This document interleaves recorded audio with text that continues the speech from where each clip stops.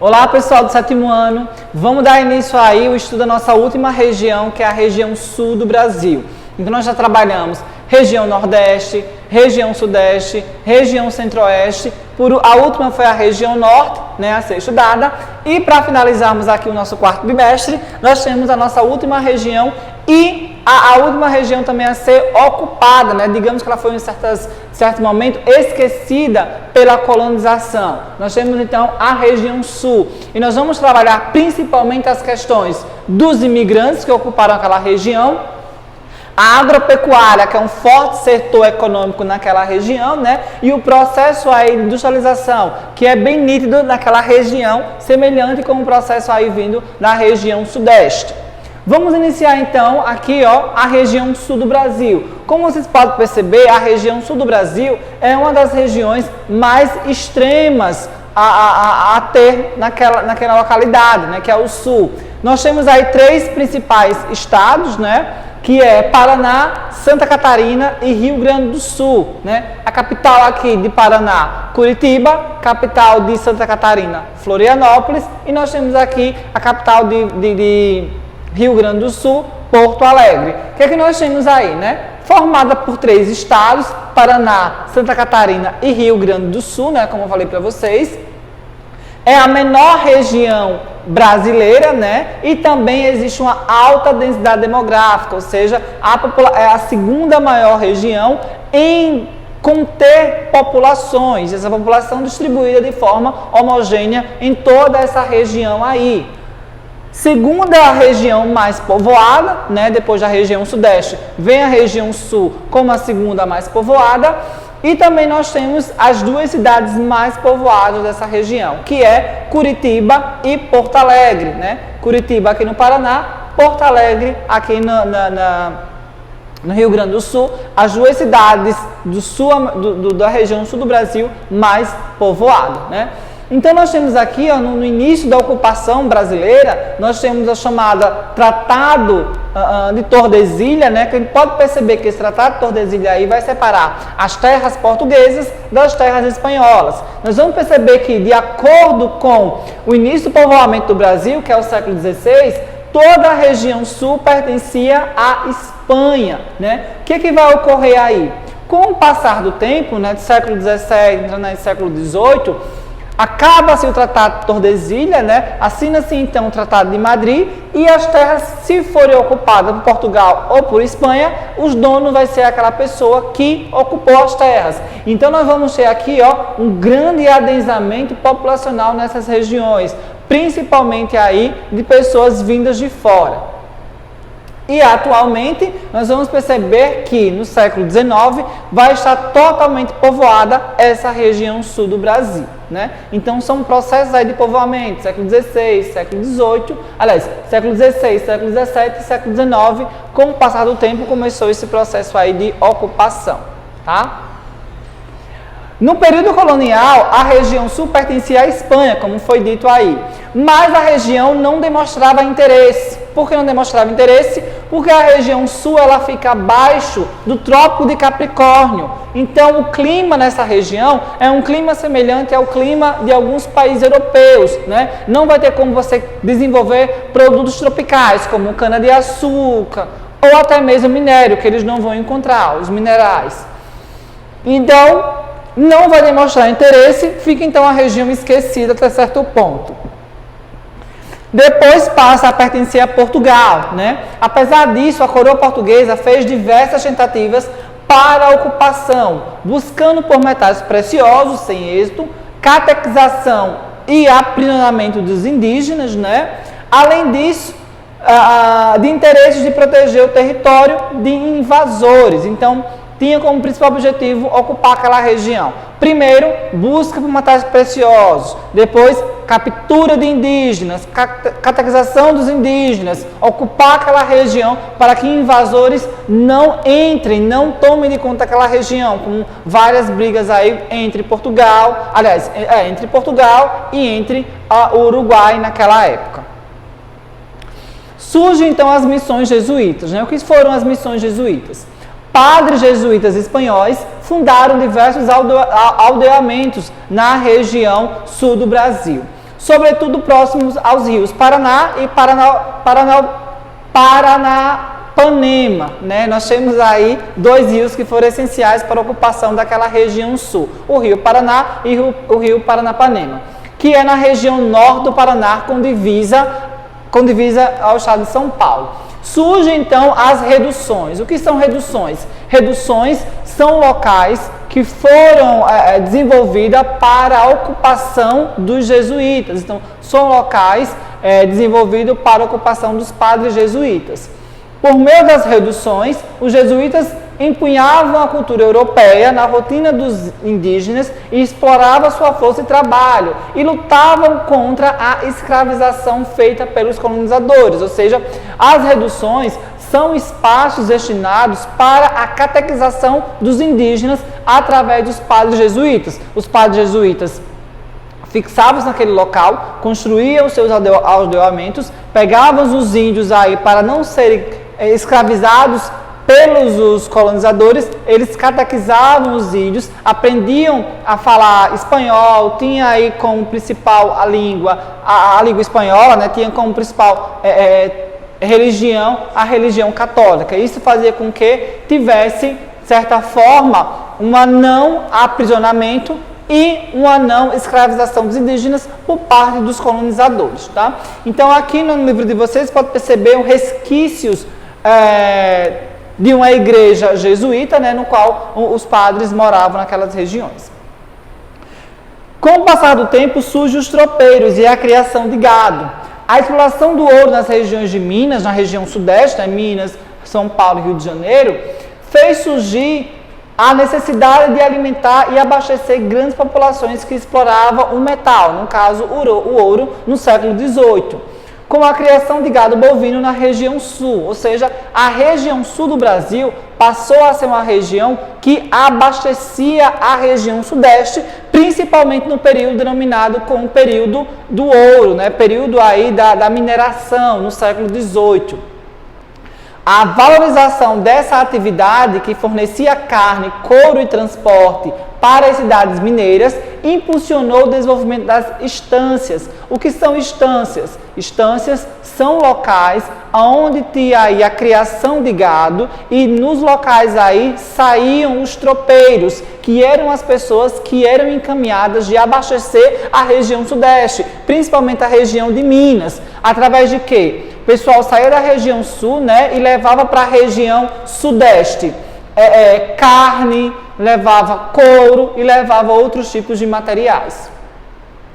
Após a queda do ouro, né, a produção do charque foi a solução encontrada para não haver perda da carne, tanto no transporte como na diminuição do consumo, né? Nesse processo, a carne é salgada e levada para o sol até secar, fazendo com que haja uma maior conservação. Então, basicamente, charque, né, para quem nunca comeu, é uma carne totalmente salgada, né? Porque como não existia refrigeradores, não existia geladeira, não existia freezer, para você transportar a carne de um local para o outro, levava-se muito tempo, né, até porque era de charrete, de cavalo, e para não estragar a carne, necessitava então ser salgada para ter uma conservação do produto.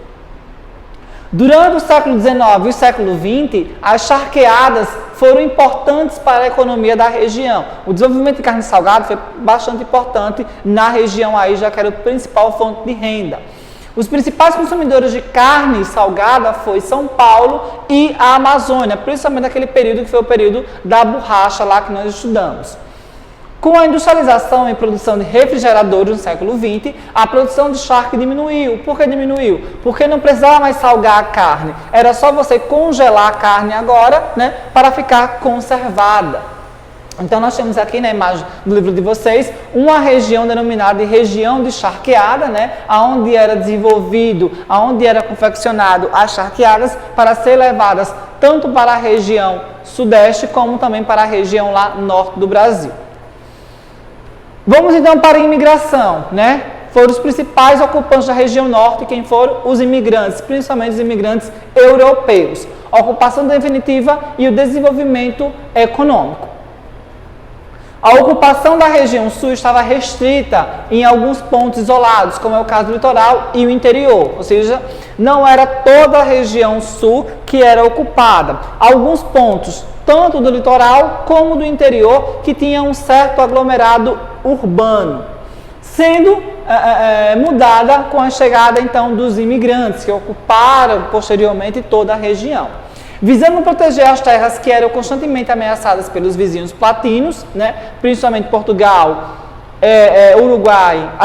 Paraguai, Uruguai e Argentina, né, que são os países platinos, o governo imperial começou então a promover a vinda de imigrantes para as áreas que correspondem aos atuais estados da região sul, principalmente por agricultores alemães, né? Principalmente para agricultores alemães, italianos e eslavos, sendo distribuídos cerca de 70 hectares para cada família. Ou seja, o governo imperial, naquela época do Brasil imperial, século XIX, século XVIII, entrando na época do século XIX, o governo imperial disse para os imigrantes europeus: se vocês quiserem morar no sul do Brasil, nós vamos dar a vocês 70 hectares por família. E quem é que teve esse interesse aí?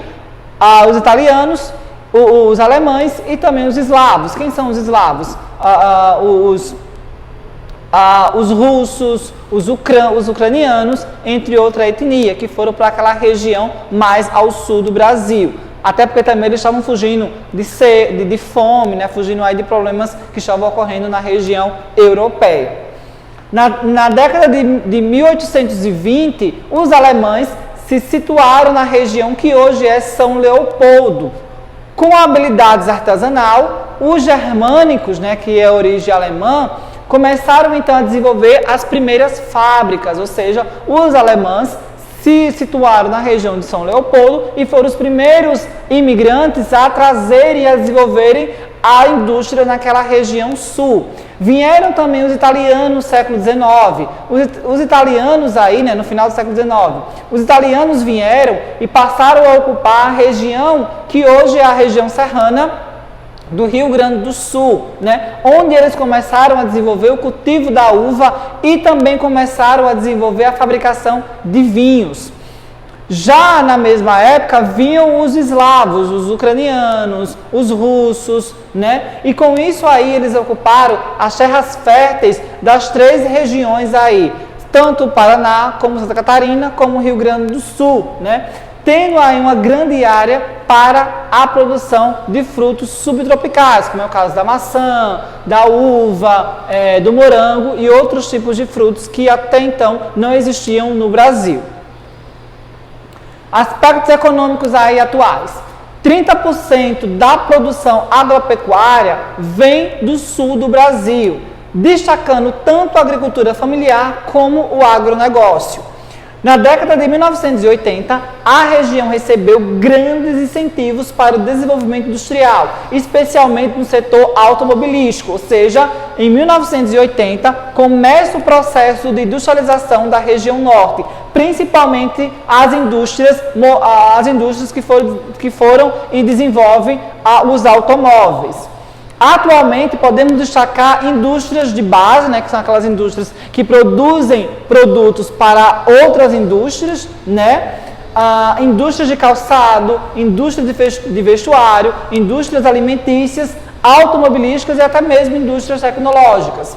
Além de ser um grande polo comercial, né, e de serviços para todo o país, e é uma das regiões que mais recebe turistas, principalmente por regiões como Joinville, que tem a Oktoberfest, né? São festas aí que são dos descendentes dos imigrantes, tá? A região de Gramado, que tem o Natal Luz de Gramado, tem também a festividade de Páscoa naquela região. Então são regiões que recebem uma grande quantidade de turistas e que lucram também com isso. O processo de industrialização e urbanização naquela região, já que a gente começou a falar sobre isso, né? Os maiores adensamentos populacionais encontram-se nas capitais dos estados, ou seja, as maiores concentrações de população se encontram nas capitais, que é Santa Catarina, que temos aí Florianópolis, nós temos Paraná, né? Curitiba, e nós temos aí Porto Alegre, no Rio Grande do Sul. Então, são os maiores adensamentos populacionais, são as maiores concentrações populacionais. E com isso aí nós temos as regiões metropolitanas, são as cidades que circundam essas regiões aí, essas cidades aí. Um dos grandes destaques da região é seu porte energético, ou seja, aquela região sul tem uma grande quantidade de energia, principalmente de energia movida à hidrelétrica, já que naquela região tem uma grande predominância de relevo planáltico, ou seja, se tem relevo planáltico, os rios que surgem naquela região são rios de queda d'água, que servem para a geração de energia elétrica, que foi um dos principais responsáveis aí por instalação de indústrias naquela região. Então nós temos aqui a grande quantidade, né, de atividades econômicas na região sul. Nós temos atividade do setor primário, secundário e também do setor terciário. A taxa de urbanização é concentrada e elevada, ou seja, 82% da população vive na região urbana. Os motivos aí dessa urbanização pode ser causado pela mecanização do campo, né, que houve o êxodo rural, tirando as pessoas do campo e levando para a cidade, e a atratividade dos centros que possuem uma melhor oferta de emprego. Então nós temos aí o quê? A mecanização do campo e a oferta de emprego nas cidades, que fazem com que as pessoas migrem e morem, em sua maioria, nas cidades. Nós temos aí, então, as regiões metropolitanas, né? Santa Catarina, nós temos a cidade de Curitiba e nós temos também a cidade aí de Porto Alegre. E fica aí para vocês, da página 17 à página 20, para fazer atividades sobre essa temática aí. Qualquer dúvida, nós tiramos nas aulas online. Até mais.